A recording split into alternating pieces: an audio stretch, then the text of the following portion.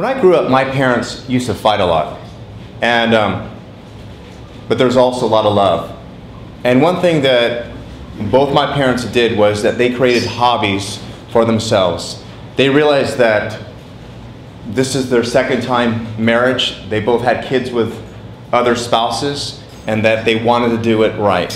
It didn't mean that they had the communication skills, but that my mom liked to sing, perform. She liked to stay really true to her culture.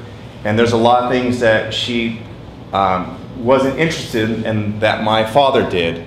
And the same thing for my mother. She didn't have a lot of interests that he had. So it wasn't like how we today, we try to find like 20 things that match on Match.com and go, now that's a person that has potential.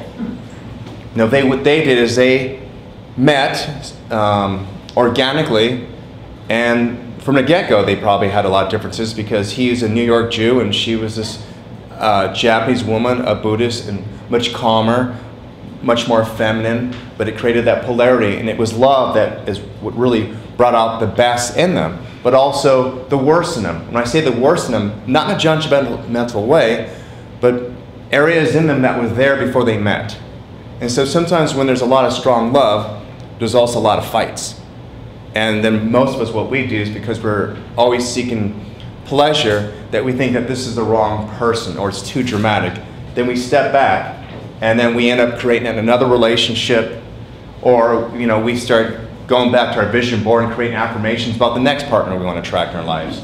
Realizing that we attract the same person again because it's really about us. So back to my parents. My mother never lost her sense of self. My father never tried to change her. And the same thing for my father. Now they've been together for now 50 years. I always talk about them, and when I was younger, a teenager, I used to say all the time, I do not want to be like my parents. Because I was comparing them to this ideal couple where, he ends up slaying her dragons, they jump in the red Corvette, they drive down PCH, and her hand is through his hair, and they're happy ever after. That's the idea I had. But what I learned later on is that all those type of couples who were seeking that are now divorced. So my parents, they've been through ups and downs. They're still passionate. I remember about 6 months ago, I remember my dad walks with a cane, he's 86, and my mom was pulling lemons off the tree, and he thought she looked so beautiful. He walked up with his cane with one hand, taking a picture of her, as if she were modeling for him, as if they just hadn't met. So they still had that spark of energy, they're still attracted to each other, and they do work well together. In fact, here's another thing that it kind of surprises people too, is that, she has her hobby room, and he has his hobby room.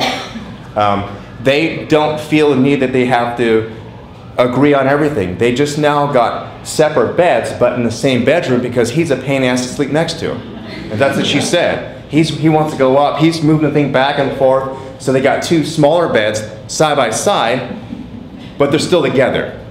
And I think that kind of symbolizes the fact that they're still together energetically, but she knows that her sleep is important and that she can't sleep next to this guy after 50 years. It's not a big deal. They're not like fighting over this.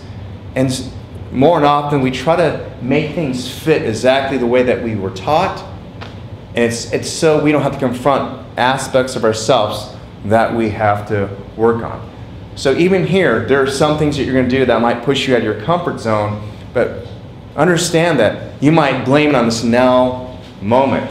But it's not this now moment. It's just this now moment. It's mirroring something. Hopefully in this environment, which I would say could be therapeutic, you can look at it deeper and work through it and take it to your partner or whom you are going to meet later on in the future.